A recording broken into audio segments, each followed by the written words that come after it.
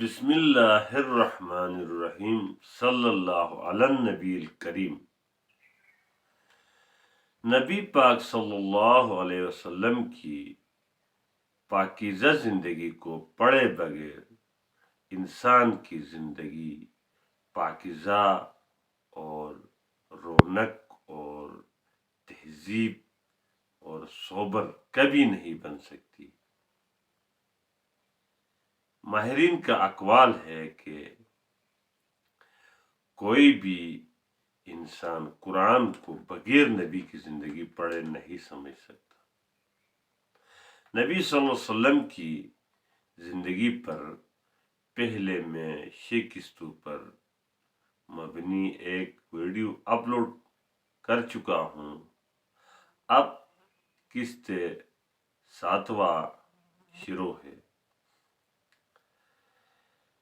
نبی صلی اللہ علیہ وسلم کی کیفیت کی جھلکی کہ آپ صلی اللہ علیہ وسلم نماز کے لیے جا رہے ہیں، اس کی وائف عائشہ اسے پکارتی ہے تو نبی پاک صلی اللہ علیہ وسلم کی کیفیت بہت اوپر روحانی کیفیت پہنچ چکی تھی۔ جب آواز دینے کی دھیان نہیں رہی تو عائشہ نے یا رسول اللہ میں عائشہ ہوں کہا زور سے، تو نبی پاک صلی اللہ علیہ وسلم فرماتے رہے کون عائشہ؟ پھر اس نے فرمائی کہ میں ابو بکر کی بیٹی عائشہ۔ تو کون ابو بکر؟ جب نماز کے لیے اذان ہوتی تو نبی پاک صلی اللہ علیہ وسلم کے رنگ متغیر ہوتا اور دھیان اڑ جاتی اور روحانی کیفیت بیدار ہو جاتی تھی۔ اب نبی پاک صلی اللہ علیہ وسلم کی زندگی کے ہر پہلو میں روحانی کیفیات نمایاں نظر آتے ہیں۔ تو کل میں نے 4 ہجری تک کے ویڈیو اپلوڈ کیا۔ آج 5ویں ہجری کے اہم واقعات میں یہ قسط نمبر 7 ہے۔ اس میں زینب بنت جحش رضی اللہ تعالیٰ عنہ کا نکاح رسول خدا سے ہوا۔ زینب کو پیغام لے کر زید پہنچا کہ زینب نے فوراً اپنے اللہ سے صلاح لیا کہ یعنی کہ استخارہ کی دور کا نفل پڑھی اور استخارہ کا دعا پڑھی، جس کی وجہ سے استخارے کی دعا کی وجہ سے اللہ نے عرش معلیٰ سے نکاح نامہ بھیجا۔ ہم یہ جو استخارہ ہے اس کو بدعات کے کنویں میں ڈال رہے ہوتے ہیں، کہتے ہیں کہ فلاں بزرگ ہمارے لیے استخارہ کرے، جبکہ استخارہ انسان کے اپنی ذات کے لیے خود کرنا ہے۔ دور کا نفل پڑھنا اور استخارہ کی دعا پڑھنا، بس اللہ کی طرف اپیل آپ کا چلا گیا۔ یہی نبی پاک صلی اللہ علیہ وسلم کی سنت تھی۔ اس سے زینب بنت جحش نے اپنایا اور عرش معلیٰ سے نکاح نامہ اللہ نے بھیجا، سبب استخارہ۔ اس ہجری میں 5ویں ہجری میں پردہ کا حکم نازل ہوا۔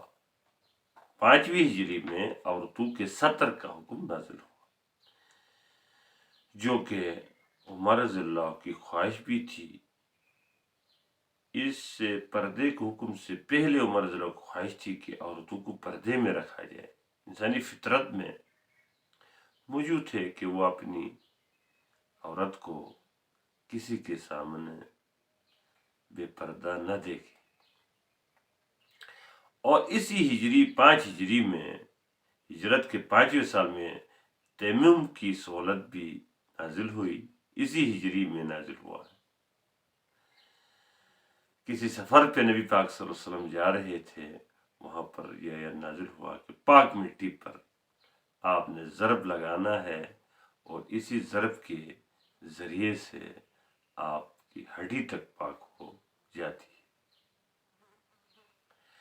اور اسی ہجری میں 5ویں ہجری میں تہمت کی سزا بھی نازل ہوا۔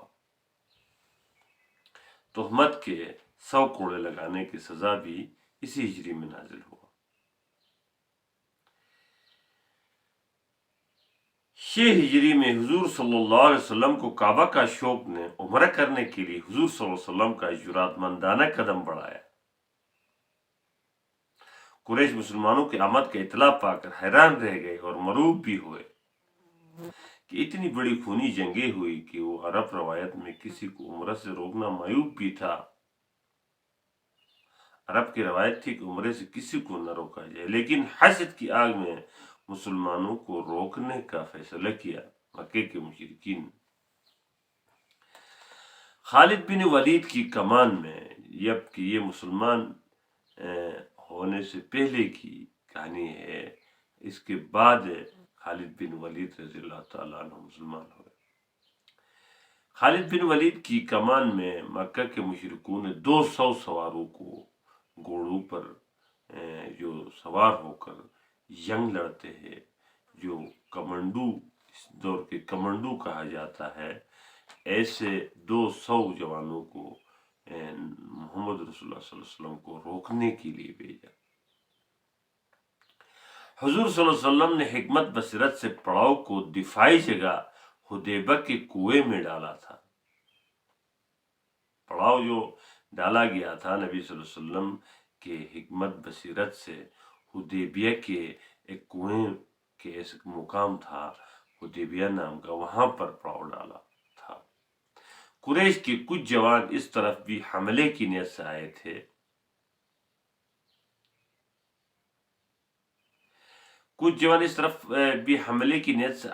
کہ صحابہ کرام کی گشتی ٹیم، نبی صلی اللہ علیہ وسلم ہر وقت ایک گشتی اور دفاعی ایک جماعت اور ایک ٹیم رکھتے تھے۔ انہوں نے ان کو حملے سے پہلے گرفتار کر کے حضور کے سامنے پیش کیا، تو آپ صلی اللہ علیہ وسلم نے ان کا جرم معاف کر کے روانہ کر دیا کہ ہم جنگ کرنے نہیں آئے ہیں، عمرہ کی غرض سے آئے ہیں۔ اس کے بعد عروہ بن مسعود ایک بہت بڑے خطیب بھی تھے اور ادیب بھی تھے اور بہت بڑے مشہور ثقافی قریش کی طرف سے سفیر بن کر آئے۔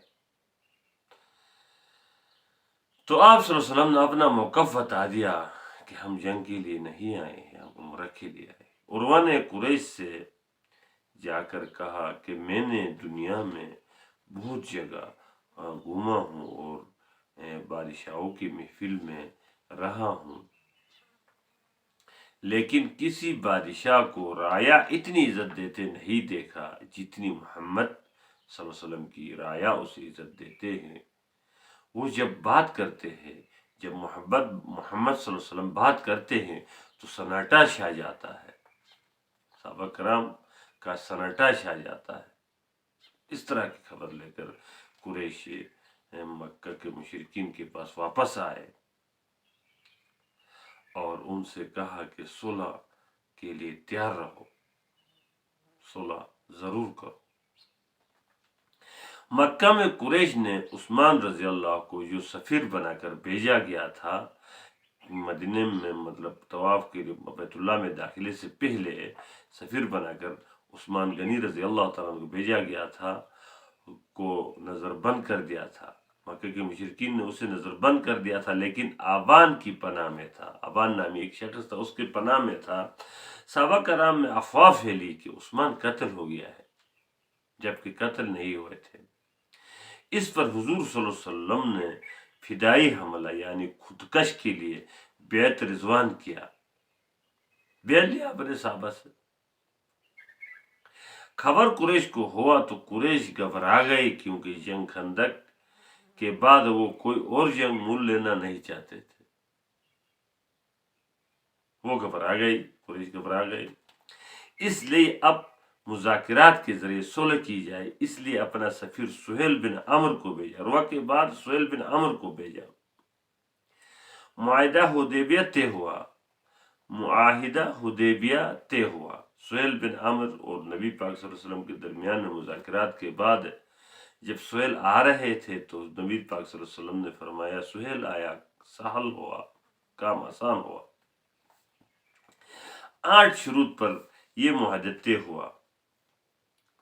اللہ کے نام سے محمد صلی اللہ علیہ وسلم اور سہیل میں طے ہوا، اس دفعہ مسلمان بغیر عمرہ واپس چلے جائیں۔ اگلے سال آئے تو حرم میں صرف 3 روز قیام کریں گے. اگلے سال ہتھیار کے سوا کوئی ہتھیار نہ ہوگی، وہ بھی نیام میں. اور مسلمانوں جو مکہ میں ہے، جو مسلمان مکے میں ہے، ہجرت نہ کر سکے ہے، لے کر نہ جائیں گے، ان کو لے کر نہ جائیں گے، مسلمان ان کو لے کر نہ جائیں گے. شرط قریش سے کوئی مسلمان ہو کر جائے تو واپس ہی ہوگی، اور مدینہ سے کوئی مرتد ہو کر مکہ آئے تو وہ واپس نہ کیا جائے گا. 7ویں نمبر پر قبائل عرب دونوں فریقوں میں جس کی عہد میں چاہے معاہدہ کر سکتے ہیں، جس کی عہد میں چاہے معاہدہ کر سکتے ہیں. یہ صلح 10 سال کے لیے ہوگا. آخری میں جو 8واں جو دفعہ ہے اس میں یہ 10 سال کے لیے صلح ہوئی. اس صلح کے کچھ عرصہ بعد خالد بن ولید اپنے بھائی کی خط پڑھ کر، کیونکہ مرکزہ میں آ کر خالد بن ولید کے بھائی نے خط لکھا تھا، اور اس خط میں اس نے لکھا تھا کہ نبی صلی اللہ علیہ وسلم آپ کے بارے میں پوچھ رہے ہیں کہ ایک فطرت شناس شخص ابھی تک مسلمان نہ ہونا وہ کدھر ہے، تو آپ کدھر ہے، جبکہ مرکزہ میں خالد بن ولید دور چلے گئے تھے، اس لیے کہ اس کے بھائی اور یہ سامنے نہ آئے. خط پڑھ کر خالد بن ولید مسلمان ہوا. راستے میں جا رہے تھے مدینے کی طرف تو عامر بن عاص رضی اللہ تعالیٰ عنہ بھی مسلمان ہونے کے لیے آ رہے تھے. ان دونوں کی فطرت اچھی تھی، ان دونوں نے سمجھ لیا تھا کہ حدیبیہ کے صلح کے بعد سمجھ لیا تھا کہ یہ مسلمان حق پر ہے. دونوں مدینہ میں آ کر مسلمان ہو گئے، اور حضور صلی اللہ علیہ وسلم نے میرٹ کو مدنظر رکھتے ہوئے، صلاحیت و اہلیت کو مدنظر رکھتے ہوئے ان دونوں کو اعلیٰ عہدے دیا. 6 ہجری میں ہی ام حبیبہ سے حضور صلی اللہ علیہ وسلم کا نکاح بھی ہوا. اسی ہجری میں ام حبیبہ رضی اللہ تعالیٰ عنہ سے نبی پاک کا نکاح بھی ہوا. یہ دور جو ہے مدینہ کا، یہ جو دور ہے فرسٹ ہجری سے، پہلی ہجری سے، ہجری کے پہلے سال سے 6 ہجری تک تھا، جو انتہائی تکلیف دہ تھا، جس میں حضور صلی اللہ علیہ وسلم کی گھریلو زندگی پر بھی منافقوں نے اثر انداز ہونے کی کوشش کی. زینب بنت جحش کے نکاح پر اور بنی مستلق سے واپسی پر عائشہ رضی اللہ تعالی عنہا پر کیچڑ اچھالنے سے بھی دریغ نہ کیا، اور زینب بنت جحش کی نکاح پر کہا کہ منہ بولے بیٹے کی متعلقہ سے نکاح کی. ایسے تانے نبی پاک صلی اللہ علیہ وسلم کی نفسیاتی اور روحانی تکلیف کے باعث بنے. پھر اللہ نے منافقین کے لیے دردناک عذاب کی وعید سنائی، لیکن حضور صلی اللہ علیہ وسلم نے پوری طاقت و استقامت سے مقابلہ کیا اور دین اسلام کو عالمگیر بنانے کی کوشش جاری رکھا، کیونکہ آپ صلی اللہ علیہ وسلم قیامت تک آنے والے تمام انسانوں اور جہانوں کے لیے رحمت بن کر مبعوث ہوئے تھے. جبکہ اس زمانے میں عوام کا دین بادشاہ کا دین پر ہوا کرتا تھا. اس زمانے کی روایت تھی کہ عوام کی دین جو ہے بادشاہوں کی دین پر ہوا کرتا تھا. چنانچہ آپ صلی اللہ علیہ وسلم نے اپنے وسائل اور حالات کے مطابق شہنشاہوں اور ان کے حکام اعلیٰ کو دعوت اسلام دی، اور سفیروں کے ذریعے، مبلغوں کے ذریعے انہیں تبلیغی خطوط بھجوائے. غالباً یکم محرم 7 ہجری کا دن تھا کہ صحابہ کرام کو جمع کیا اور خطبے میں ارشاد فرمایا، اے لوگو، اللہ جل جلالہ نے مجھے تمام جہانوں کے لیے پیغمبر بنا کر بھیجا ہے. دیکھو، عیسیٰ علیہ السلام کے حواریوں کی طرح اختلاف نہ کرنا، اٹھو میری طرف سے پیغام حق یعنی تبلیغ حق پہنچاؤ. اسی ایک دن میں سفیروں یعنی مبلغوں کے ذریعے بیرون ملک بادشاہوں کے نام اور حکمرانوں کے نام 6 تبلیغی خطوط روانہ فرمایا، جن میں دہیہ قلبی کو کیسر روم یورپی ملکوں کی طرف بھیجا. دہیہ قلبی رضی اللہ تعالیٰ عنہ کو کس طرف بھیجا؟ یورپ کی طرف بھیجا. اور افریقی شاہ حبشہ نجاشی کی طرف عمر بن امیہ رضی اللہ کو بھیجا گیا۔ ابن حذافہ سامی رضی اللہ تعالیٰ عنہ کو شہنشاہ ایران خسرو پرویز کی طرف روانہ فرمایا۔ حاتب بن بلتا عزیز مصر کی طرف روانہ فرمایا گیا، اور سلیط بن عمر کو روسا یمامہ کی طرف روانہ فرمایا گیا۔ شجاع بن وحف رضی اللہ تعالیٰ عنہ کو حارث غسانی رئیس حدود شام کی طرف روانہ فرمایا گیا۔ بیرون ملک جانے والی اس امت کے پہلے تبلیغی کہلائے جانے کے حقدار یہ 6 صحابی ہے۔ 6 صحابی ہے، دہیہ کلبی، ابن حذافہ، حاتف، عمر بن امیہ، سلیط بن عامر، اور چھٹا شجاع بن وحف ہے۔ یہ بات قابل ذکر ہے کہ ان میں سے ہر سفیر اس ملک یا علاقے کی زبان جانتا تھا۔ نبی صلی اللہ علیہ وسلم کی فراست دیکھے، جب سفیر کو جس ملک کے لیے بھیجتے اور تبلیغی کو جس ملک کے میں تبلیغ کرنا منظور ہو تو اس کو ریسرچ کرتے، اس کے انٹرویو ہوتا، اور اس کو اس علاقے کی زبان سے مہارت ضروری ہوتا۔ یہ قوائف تھے۔ نبی پاک صلی اللہ علیہ وسلم ان سفیروں میں جو پہلے جو سفیر بھیجے 6 سفیر، ان کو جن علاقوں کی طرف بھیجا گیا ہے یہ ان علاقے کی زبان جانتے تھے جہاں اسے بھیجا گیا تاکہ اسلام کی اچھی تبلیغ کر سکے۔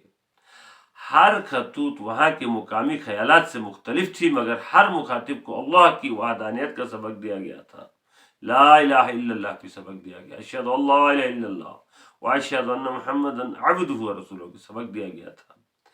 دہیہ کلبی رضی اللہ تعالیٰ عنہ جو خط ہرقل کے سر روم، یورپی بادشاہ یعنی یورپ کا شہنشاہ کے نام جو خط بھیجا گیا تھا، اس کا مفہوم اور ترجمہ یہ ہے: محمد صلی اللہ علیہ وسلم کی طرف سے جو اللہ کا بندہ اور رسول ہے، بنام ہرقل عظیم روم، سلامتی ہے اس پر جو ہدایت کی پیروی کرتا ہے۔ بعد از میں تمہیں اسلام کی دعوت دیتا ہوں، مسلمان ہو جاؤ، سلامتی کے ساتھ رہو گے اور اللہ تمہیں دوہرا اجر دے گا۔ اگر تم نے روگردانی کی تو تمہاری جاہل رعایا کا گناہ بھی تم پر ہوگا۔ اے اہل کتاب، اس بات پر آ جاؤ جو ہمارے اور تمہارے درمیان یکساں طور پر مسلم ہے، یعنی اللہ کے سوا کسی کی عبادت نہ کرے، کسی ہستی کو اس کے ساتھ شریک نہ ٹھہرائے، اللہ کے سوا کسی کو رب نہ بنائے۔ پھر اگر اس اصول سے روگردانی کرو تو گواہ رہنا کہ ہم اللہ کے فرما بردار بندے ہیں۔ دیکھا، یہاں پر سینئر کے لیے دوہرا اجر ہے کیونکہ جونیئر اس کے ماتحت ہوتا ہے۔ حضور صلی اللہ علیہ وسلم اس امت کا یوسف کہتے تھے دہیہ کلبی رضی اللہ تعالیٰ عنہ کو، جو یہ خط لے کر بھیجا۔ یہاں پر حسن اور پرسنالٹی کا بھی لحاظ رکھا گیا، اور یہ ایک بہترین پرسنالٹی کی شخصیت اور یورپ کی زبان سے اور وہاں کی کلچر سے بھی واقف تھے۔ دہیہ کلبی رضی اللہ جو یہ خط لے کر امیر بصرہ کی وساطت کے سر روم ہرقل کو دیا، خط لے کر جب ہرقل بادشاہ کو جو شہنشاہ یورپ تھا اس کو دیا، جو ان دنوں ایران کے کسریٰ ہرمز کو شکست دینے کی خوشی میں بیت المقدس میں سجدہ شکر ادا کرنے گیا ہوا تھا، ہرقل نے خط سن کر اہل دربار سے دریافت کیا کہ مدعی نبوت کی قوم کا کوئی شخص اس شہر میں موجود ہو تو اسے حاضر کرو۔ اب ہرقل نے خط لے کر خط پڑھا تو خط کا اس کے اثر دل پر چرا، دل کے صمیم گہراؤں میں گھسا۔ تو شہنشاہ یورپ ہرقل نے اپنے اہل دربار سے پوچھا کہ اس شہر میں یہ محمد صلی اللہ علیہ وسلم کے قوم کے کوئی تجارتی قافلہ یا کوئی بڑا سردار ہے تو یہاں موجود کرو، اسے حاضر کرو۔ ان دنوں صلح حدیبیہ کی وساطت سے قریش مکہ کی ایک جماعت ابی سفیان کے ساتھ تجارتی سلسلے کو آگے بڑھانے یورپ آئی ہوئی تھی۔ تجارتی سلسلے کو صلح حدیبیہ 10 سال کے لیے صلح ہوئی تھی، اگر صلح نہ ہوتی تو یہ ڈرتے تھے ان راستوں میں نبی پاک صلی اللہ علیہ وسلم کی کمانڈو ٹیم ان کی قافلوں کو مطلب اپنے بدلہ جو ان کی مال دولت جو مکہ میں رہ گئی تھی ان کو انہوں نے بھیجا تھا، ان کی زمینوں کو قبضہ کیا تھا۔ اس وجہ سے خوف کی وجہ سے وہ تجارتی سلسلے کو یورپ میں اور بیرون ملکوں میں آگے نہیں بڑھا سکتے تھے۔ صلح حدیبیہ کی وجہ سے ابو سفیان کی ایک پوری ٹیم آئی ہوئی تھی کہ اپنے تجارتی سلسلے کو آگے بڑھائے۔ ان کو بلایا گیا، بلا کر شاہی دربار میں پیش کیا گیا۔ ہرقل نے امیر جماعت قریش سے جو کہ ابی سفیان تھا ان سے کئی سوالات محمد صلی اللہ علیہ وسلم کے متعلق پوچھا، جن کا مفہوم یہ ہے۔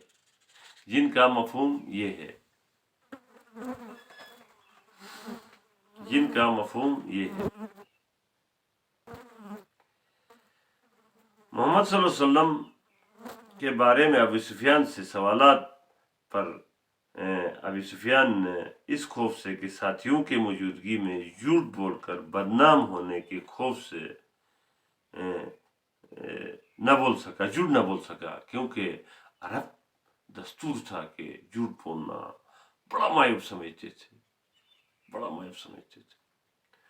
اور ہر سوال کا سچا جواب دیا، جس کا خلاصہ آپ صلی اللہ علیہ وسلم کے نسب کے بارے میں پوچھا تو اس نے کہا کہ عالی نسب سے ہیں۔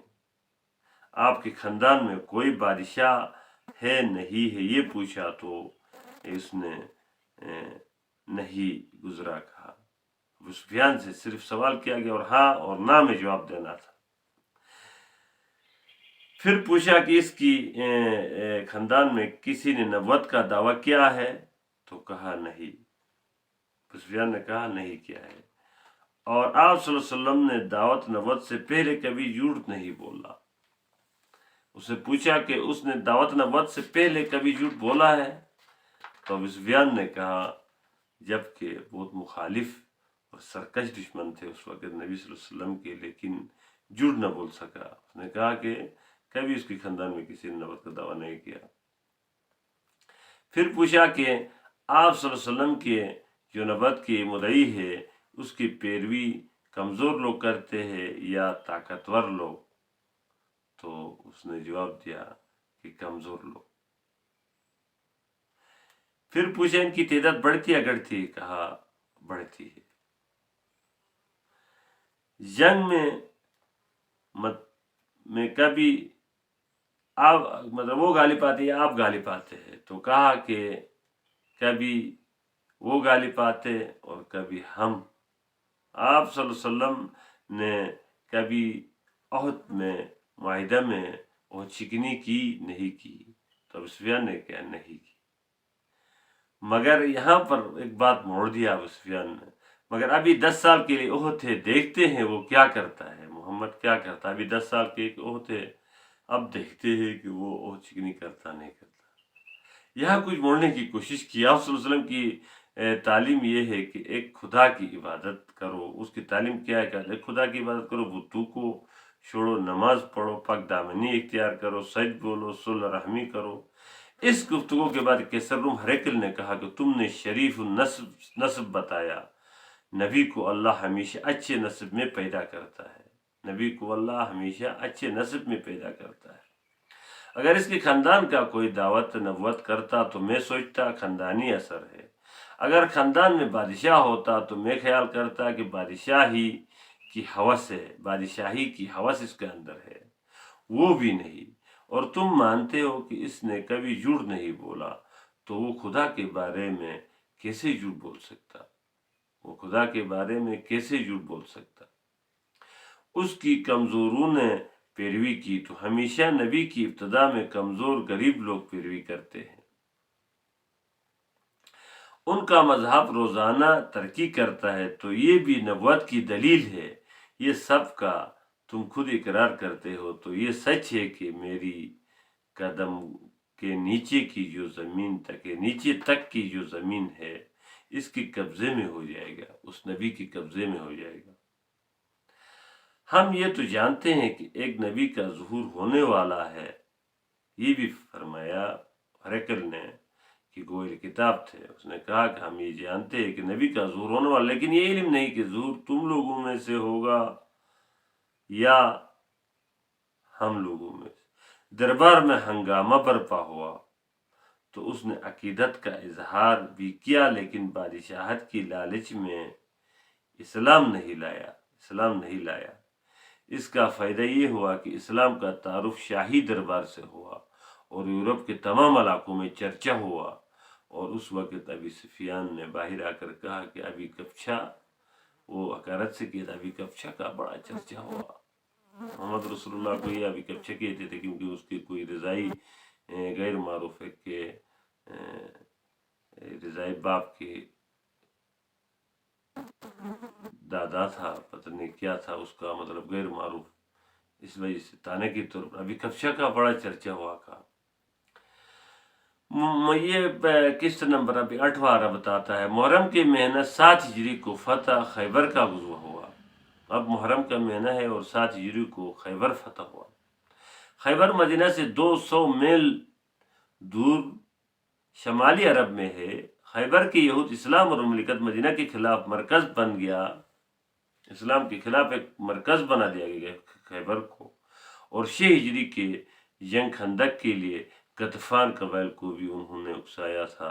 حضور صلی اللہ علیہ وسلم جاسوسوں کے ذریعے یہود پر کڑی نظر رکھتے تھے۔ نبی صلی اللہ علیہ وسلم کی انٹیلیجنس بہت مضبوط تھی، اور جرنیل تھا حذیفہ رضی اللہ تعالیٰ عنہ انٹیلیجنس کا، اور یہود کی منصوبوں کی برابر اطلاعات حضور صلی اللہ علیہ وسلم کو ملتے رہتے تھے۔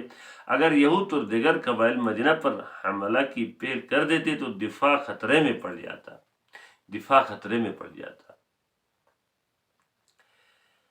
آپ صلی اللہ علیہ وسلم نے یہود کے بنائے ہوئے منصوبے کو ناکام بنانے کے لیے خیبر کی طرف پیش قدمی کی۔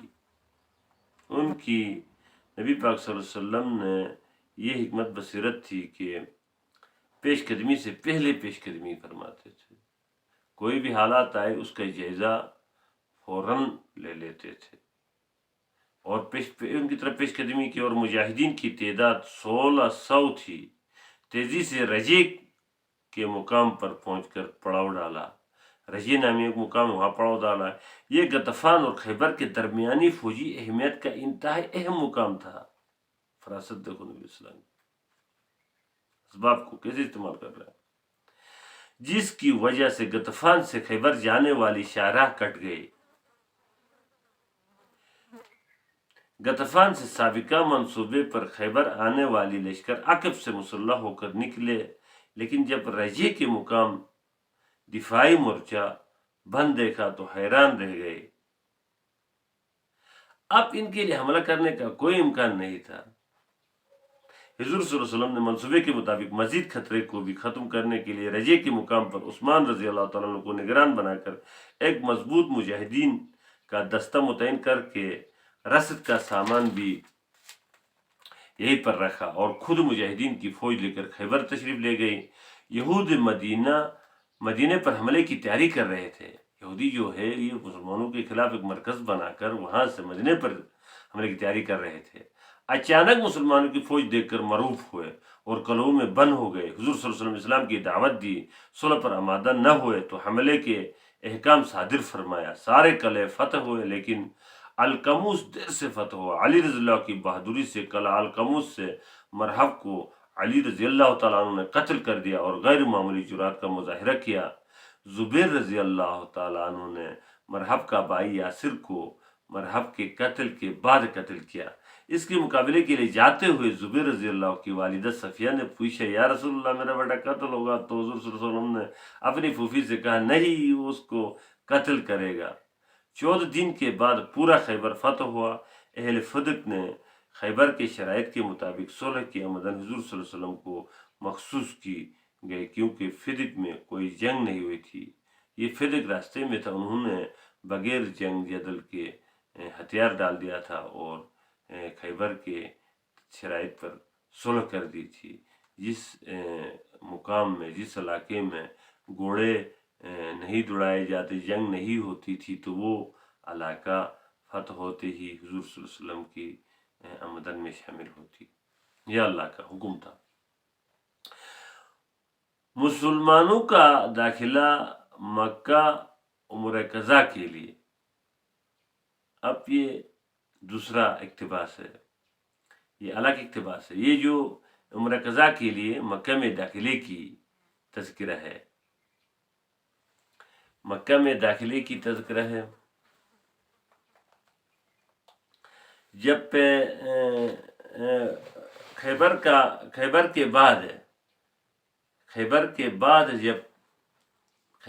بعد معاہدہ کے تحت قیام فرمایا، مسلمانوں کا داخلہ مکہ عمرہ قضا کے لیے خیبر کے بعد معاہدہ کے تحت قیام فرمایا مکہ میں 3 دن حرم میں. اس وقت مسلمانوں کے گولڈن موقع تھا، مکہ پر قبضہ کرنے کے لیے بہترین چانس تھا. لیکن حضور صلی اللہ علیہ وسلم کی بلند شان کے خلاف تھا. مسلمانوں کی قوت کے نظاروں سے اہل مکہ کے دلوں میں رعب پیدا ہو گیا. اہل مکہ کے دلوں میں رعب پیدا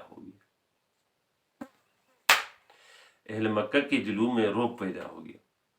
اور دوسری طرف ان کے اخوت، مساوات اور پرہیزگاری کے مناظرے سے اتنے متاثر ہوئے کہ نفرت کے جذبات سرد پڑ گئے اور ان کے دلوں میں غیر شعوری طور پر اسلام کی محبت نے جگہ بنا لی. آپ صلی اللہ علیہ وسلم کی قریش کو اسلام میں لانے کی محض خواہش نہ تھی، سچی آرزو تھی، جس کی تکمیل کے لیے آپ صلی اللہ علیہ وسلم باقاعدہ منصوبہ بنایا تھا. اس کی پہلی کامیابی معاہدہ حدیبیہ، دوسری کامیابی مسلمانوں کا مکہ میں آزادانہ داخلہ تھا. ان دونوں کامیابیوں نے فتح مکہ کی راہ ہموار کر دی تھی.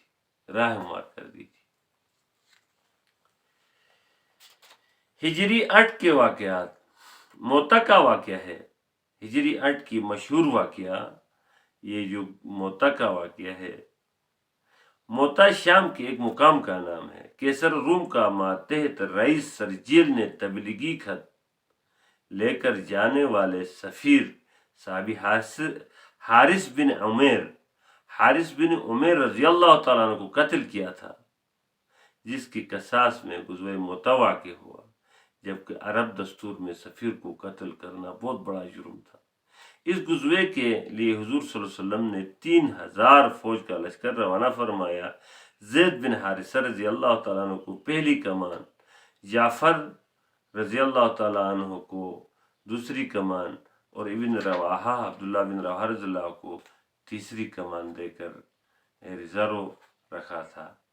ان کے بعد مسلمانوں کے آپس کے مشورے سے کمانڈر یعنی جنرل طے کیا جائے.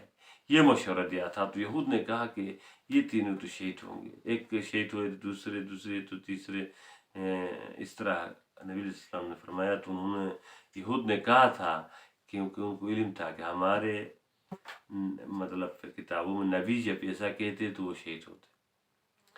جبکہ نبی پاک صلی اللہ علیہ وسلم نے ان کو بھیجنے کے بعد اس مہم میں ایک یہ جو 4G نیٹ کی جو سسٹم ہے، اسی طرح اپنے ممبر پر ان تینوں کی شہادت کی ویڈیو نما ترتیب کی طرح گفتگو کی اور کہا کہ جعفر حارث شہید ہو گئے.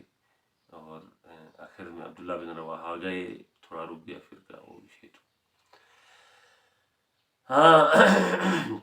اس مہم پر عام دنیا کو بڑی تعجب ہوا. جب جنگ موتا کی طرف مسلمان 3000 کی فوج لے کر جا رہے تھے تو دنیا متعجب ہوا، حیران ہوا کہ مخالف سپر پاور اور یہ آٹے میں نمک کے برابر، کیونکہ یورپی کیسر کی ریزرو فورس بھی سرجیل کی فرمائش پر 1 لاکھ سے زیادہ ساز و سامان سے لیس تھی. وہاں کے حالات کا جائزہ لے کر زید بن حارثہ کو خیال ہوا کہ حضور صلی اللہ علیہ وسلم کو خبر کر دی جائے، جبکہ وہ بہت زیادہ تھے اور سپر پاور تھی. یہ تو 3000 تھے صرف، وہ لاکھوں کے حساب سے. تو خیال زید بن حارثہ کو ہوا کہ حضور کو خبر دی جائے کہ مزید کمک کی انتظام فرمائے، لیکن عبداللہ بن رواحہ رضی اللہ عنہ نے روک دیا. زید، جعفر اور عبداللہ تینوں شہید ہو گئے تو خالد بن ولید نے فوج کی قیادت سنبھالی مسلمانوں کے آپس کے مشورے سے. ان کے 9 تلواریں ٹوٹی. یہ جنگ موتا میں جو عیسائیوں کے ساتھ جو خطرناک سپر پاور کے ساتھ جنگ تھی، وہاں پر 9 تلواریں ٹوٹی. ایسی حکمت عملی سے جنگ کی. خالد بن ولید جرنل تھے، انہوں نے فوج کی کمان سنبھالی. جنگ میں مسلمانوں کے جوان 600 کم و بیش شہید ہوئے اور کافروں کے ہزاروں مارے گئے، اور جنگی الگار میں حکمت دانائی سے ان کو خوف میں ڈال کر خالد نے فوج کی محفوظ ترین واپسی کر دی. اس انداز سے واپسی کر دی، ایک جگہ سے جا کر مطلب دوسرے کمک دکھایا، پھر تیسری کمک کو دکھایا. اس طرح ان کو خیال ہوا کہ یہ لاکھوں میں ہے. اس طرح کرتے کرتے کرتے کرتے دشمن کے نرگے سے نکال کر مدینہ پہنچایا. فوجی نقطہ سے سرجیل اور ہیرکل کو ناکامی تھی، جس کی 3 دلائل ہے. یہ جو جنگی حکمت عملی سے مسلمانوں کی ناکامی نہیں تھی، یہ فوجی نقطہ نظر سے یہ ان کی ناکامی تھی کہ مسلمانوں نے مطلب وہ جو نقطے کیا تھے وہ مدینہ پر حملہ نہ کر سکے، کیونکہ انہوں نے حملہ کرنے کا مطلب ارادہ کیا تھا، اس کو ترک کر دیا. شریر نے اس کو ترک کر دیا، وہ مدینہ پر حملہ نہ کر سکے. دوسری یہ کہ مٹھی بھر مجاہدوں کو نہ قیدی بنا سکے نہ قتل کر سکے. 3000 تھے، ان میں سے تو 600 شہید ہوئے، باقی محفوظ آ گئے. کسی کو قیدی نہ بنا سکے اور کسی کو قتل نہ کر سکے جو بچے تھے. تیسرے نمبر پر مسلمانوں کی جنگی مہارت سے اس قدر مرعوب ہو گئے اور خوفزدہ ہو گئے کہ ان کا پیچھا کرنے کا حوصلہ نہ ہوا. یہ لاکھوں میں تھے لیکن ان کی پیچھا نہ کر سکے. اسلامی ریاست مدینہ نئی شان میں قوت کے ساتھ دنیا میں متعارف ہو گئے. اس جنگ کے بعد پوری دنیا میں ایک نئی شان کے ساتھ متعارف ہوئی. رمضان 8 ہجری فتح مکہ کی جو صلح حدیبیہ کی روح سے جو بنو خزاعہ رسول صلی اللہ علیہ وسلم کی عہد میں اور بنو بکر قریش کے عہد میں شامل تھے، ان دونوں قبیلوں میں پرانی دشمنی تھی. یہ بنو خزاعہ اور بنو بکر کی آپس میں پرانی دشمنی تھی. بنو بکر نے معاہدہ کے خلاف بنو خزاعہ سے جنگ چھیڑی، جبکہ بنو خزاعہ نبی صلی اللہ علیہ وسلم کے عہد میں تھے اور یہ نبی پاک صلی اللہ علیہ وسلم کے حلیف تھے، اور بنو بکر قریش کے. قریش نے ان کے لیے ہتھیار فراہم کی. قریش نے بنو بکر کو ہتھیار فراہم کی اور کئی قریشی سردار لڑائی میں شریک بھی ہوئے، کیونکہ بنو بکر قریش کے حلیف تھے. بنو خزاعہ رسول صلی اللہ علیہ وسلم کے حلیف تھے. بنو خزاعہ کو شکست ہوئی. بنو خزاعہ کے لوگوں نے حرم میں پناہ لی. جب بنو خزاعہ کو شکست ہوئی کیونکہ قریش نے ان کا ساتھ دیا تو انہوں نے حرم میں پناہ لی، تو وہاں بھی ان کو قتل کیا گیا. حالانکہ وہاں خون ریزی عرب روایت سے بھی منع تھی. قریشیوں کو اپنی روایت اور دستور میں یہ قانون نہیں تھا کہ حرم میں داخل ہونے والوں کو قتل کیا جائے، جبکہ ان کو امن دیا جانے کا روایت تھی. امن دیا جانے کی روایت تھی. بنو خزاعہ کے نمائندے دربار رسول صلی اللہ علیہ وسلم میں پہنچے اور واقعے کو شعروں میں سنایا، کیونکہ عرب دستور میں میڈیا شعروں کے ذریعے سے تھا. شعر بنایا جاتا اور شعر پھیل جاتا اور شعر کے ذریعے سے لوگ بہترین عمل کرتے. شعروں میں نبی کو سنایا تو حضور صلی اللہ علیہ وسلم کو بہت رنج اور دکھ ہوا، اور آپ صلی اللہ علیہ وسلم نے قاصد بھیجا اور انہیں لکھا کہ ذیل شرطوں میں سے کوئی ایک منظور کر لے. مکہ کے جو مشرکین تھے ان کو نبی صلی اللہ علیہ وسلم نے خط لکھا، کیونکہ 10 سال کا معاہدہ تھا، اور معاہدے میں یہ بنو خزاعہ بھی نبی صلی اللہ علیہ وسلم کے ساتھ تھے، تو انہوں نے یہ تین شرطوں کے ساتھ خط لکھا۔ پہلے شرط میں لکھا کہ بنو خزاعہ کے مقتولوں کے خون بہا ادا کرے، ان کے خون کی جو قصاص ہے وہ ادا کرے، یہ شرط منظور ہے، تو پھر بھی یہ معاہدہ اسی طرح برقرار ہے۔ نمبر 2، بنو بکر کی حمایت سے ہاتھ اٹھا لے۔ نمبر 2 میں اگر آپ بنو بکر کی حمایت سے ہاتھ اٹھانے کی اعلان کرتے ہیں تو پھر بھی یہ معاہدہ برقرار رہتا ہے۔ نمبر 3، اعلان کر دے کہ حدیبیہ کا معاہدہ ٹوٹ گیا ہے۔ آخر میں یہ کہا کہ اگر یہ دو نہیں کرتے تو یہ اعلان کر دے کہ حدیبیہ کا معاہدہ ختم ہو گیا۔ قریش نے تیسری شرط قبول کیا، لیکن بعد میں اپنی غلطی پر نادم ہوئے اور خوفزدہ ہوئے، اور معاہدے کی تجدید کے لیے ابی سفیان کو دربار رسول صلی اللہ علیہ وسلم میں بھیجا گیا، جو کہ مشہور ہے کہ ابی سفیان کی بیٹی ام حبیبہ نے رسول صلی اللہ علیہ وسلم کی بسترے کو لپیٹ کر کہا تھا، تم ناپاک ہو والد کو کہ یہ نبی کی بستر ہے، اور یہ بھی کہا کہ نبی کی بیویوں کو اس طرح کی سفارش کرنے کی ترغیب دینے کی حماقت نہ کرنا، کیونکہ اس نے سفارش وہ معاہدہ تھا اس کو برقرار رکھنے کی سفارش کے لیے کہا تھا، تو انکار کیا، اور جنگ کی تیاری شروع کر دی، اور 10 رمضان کو 10,000 لوہا پوش مجاہدین کے ساتھ نامعلوم راستوں سے گزرتے ہوئے یکدم نواحہ مکہ میں مقام زہران پر پڑاؤ ڈالا۔ نبی پاک صلی اللہ علیہ وسلم قریش کو پڑاؤ کے چولہوں کی روشنی سے رات کو پتہ چلا کہ مخالف لشکر ان پر چڑھ آیا ہے۔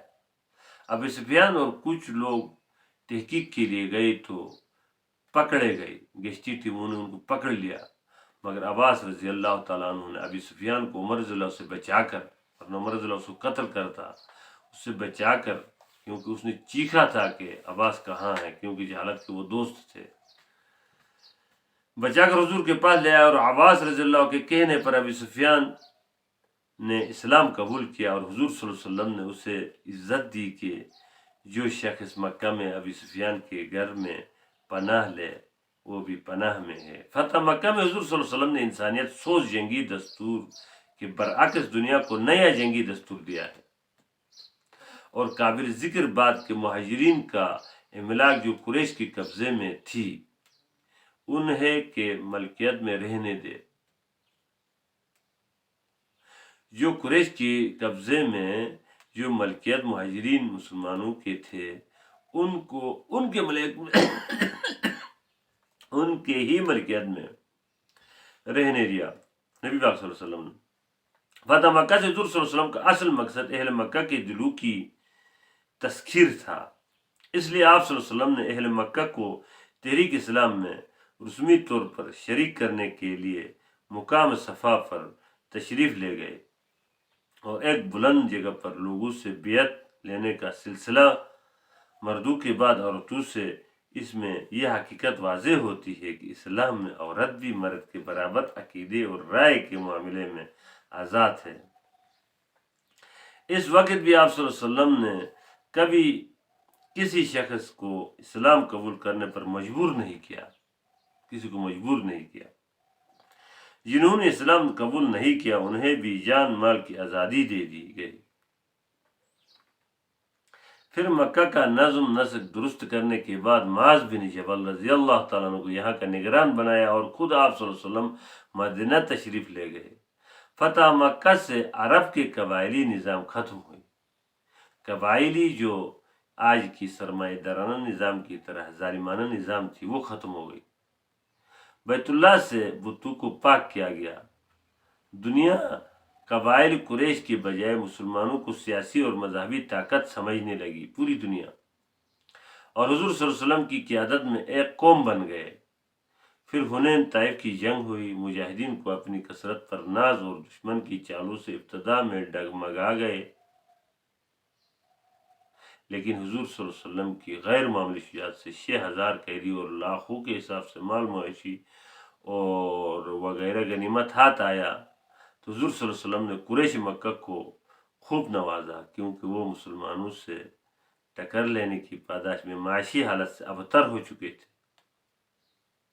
یہ ہے اسلام۔ غزوہ تبوک، اہل روما کی جنگی تیاریوں کے متعلق حضور صلی اللہ علیہ وسلم کو خبریں آنے لگی، مگر خبریں تو غلط نہ تھی لیکن مبالغہ ضرور تھا کہ رومی اور غسانی قبائل نے عرب پر حملہ کا پروگرام اس لیے بنایا تھا کہ ان کو اطلاع ہوئی کہ پیغمبر اسلام کا انتقال ہو چکا ہے اور اسلامی سلطنت تباہ ہو گئی ہے۔ دوسرا یہ کہ قحط نے عربوں کو پریشان کر رکھا تھا، جب کہ مسلمانوں کے بہت بڑے لشکر کی پیش قدمی کی اطلاعات ملی تو وہ اس قدر مرعوب اور حیران ہوئے کہ انہیں حملہ کرنے کی جرات نہ ہوئی، جبکہ پہلے ان کو غلط اطلاع ملی تھی کہ محمد کا فوت ہو چکے اور قحط نے ان کو عربوں کو پریشان کر رکھا ہے، ان پر حملہ کر کے ان کو اپنا غلام بنانا ہے۔ جب غزوہ تبوک کے لیے پوری شان شوکت سے حملہ کرنے گئی تو وہ مرعوب ہو گئے۔ تبوک کے بعد مسجد زرار کو ڈایا، کیونکہ وہی ہوئی کہ یہ مسجد میں منافقوں کا ایک آفس بن رہا ہے، اس وجہ سے نبی پاک صلی اللہ علیہ وسلم نے اس کو جلا دیا، اور علی رضی اللہ کے میرا تاریخی اعلان دے کر ابو بکر کی عزت میں 300 آدمیوں کی جماعت حج کے لیے مکہ روانہ فرمایا۔ وہاں سے آ کر نبی صلی اللہ علیہ وسلم نے جو حج کے لیے روانہ فرمایا ابو بکر اور علی کو یہ اعلان کرنے کا 300 آدمیوں کے ساتھ حج کے لیے بھیجا کہ مسلمانوں سنت ابراہیمی کے مطابق مناسک حج ادا کیے، جبکہ پہلے سال یہ اعلان کیوں نہیں فرمایا تھا؟ کیونکہ وہ ان کی روایت اور ایک قریش کی ایک روایت بن چکی تھی، تو نبی صلی اللہ علیہ وسلم فوراً ان کے دل نہیں توڑنا چاہتے تھے۔ آہستہ آہستہ اسلام کے عادی بننے کے بعد ان کو یہ اعلان دے کر بھیجا کہ قربانی کے دن ابوبکر خطبہ دے چکے تو علی رضی اللہ عنہ نے سورہ برات کی 40 آیات تلاوت کی۔ پھر حضور صلی اللہ علیہ وسلم کی طرف سے اعلان کیا، علی رضی اللہ عنہ نے برات کی 40 آیتوں کی تلاوت کے بعد اعلان کیا کہ آج کے بعد کوئی مشرک کافر خانہ کعبہ میں داخل نہ ہو سکے گا، اور نہ کوئی شخص برہنہ ہو کر حج کرے گا، کیونکہ ان کی روایت تھی کہ یہ کپڑوں کے ساتھ ہم نے گناہ کیا، اور پورے کپڑے اتار کر برہنہ ننگے حج کرتے تھے اور طواف کرتے تھے۔ نیز وہ تمام معاہدے جو مشرکین سے طے پائے تھے ان کی خلاف ورزی کے سبب آج سے 4 ماہ بعد منسوخ ہو جائیں گے، یہ بھی اعلان کیا۔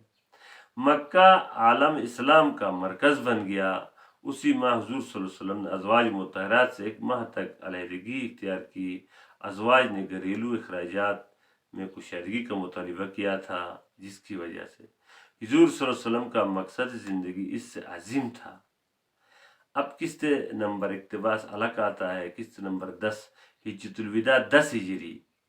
سورہ نصر کے نزول سے حضور صلی اللہ علیہ وسلم کو علم ہوا کہ اب آپ صلی اللہ علیہ وسلم اپنا کام ختم کر چکے ہیں۔ اذا جاء نصر اللہ والفتح ورأیت الناس يدخلون فی دین اللہ افواجا فسبح بحمد ربک واستغفرہ انہ کان توابا۔ جب یہ صورت نازل ہوا تو آپ صلی اللہ علیہ وسلم کو علم ہوا کہ آپ کام ختم کر چکے ہیں اور دنیا میں آپ کے رہنے کی ضرورت باقی نہیں رہی۔ اس لیے حضور صلی اللہ علیہ وسلم نے عرب کے مسلمانوں کے سامنے خصوصاً اور ساری دنیا کے سامنے عموماً اسلام کے تمام بنیادی اصول کا اعلان کرنے کے لیے حج کا اعلان فرمایا۔ نبی علیہ السلام کی آخری حج ہے حجۃ الوداع۔ آپ صلی اللہ علیہ وسلم ذیقعدہ 10 ہجری کو مدینہ سے روانہ ہوئے اور تمام ازواج مطہرات ساتھ تھی۔ ذوالحلیفہ پہنچ کر احرام باندھا۔ اس وقت انسانوں کے ہجوم کا یہ حال تھا کہ آگے پیچھے دائیں بائیں جہاں تک نظر جاتی تھی انسان ہی انسان نظر آتے تھے۔ حضور صلی اللہ علیہ وسلم کے خطبے کے نمایاں کچھ باتیں: مساوات کا درس، پہلے نمبر پر مساوات کا درس، جاہلی رسوم کی نفی پہلے نمبر پر۔ دوسرے نمبر پر انسانیت کا خون اور ظلم انسان پر حرام ہے۔ تیسرے نمبر پر امانت کا احترام اور مسلمان کا بھائی ہے۔ چوتھے نمبر پر قانون وراثت کا تعین اور اپنے خاندان چھوڑ کر دوسرے سے تعلق لعنت ہے۔ پانچویں نمبر پر عزت نفس اور رواداری کا خیال رکھنا۔ چھٹے نمبر پر رہنمائی قرآن سے ہو، انسان اچانک گمراہ نہیں ہو جاتا، گمراہی کی ابتدا چند ایسی باتوں سے ہوتی ہے جو شروع میں اہم نظر نہیں آتی مگر آخر کار شدید بیراروی کا باعث بنتی ہے۔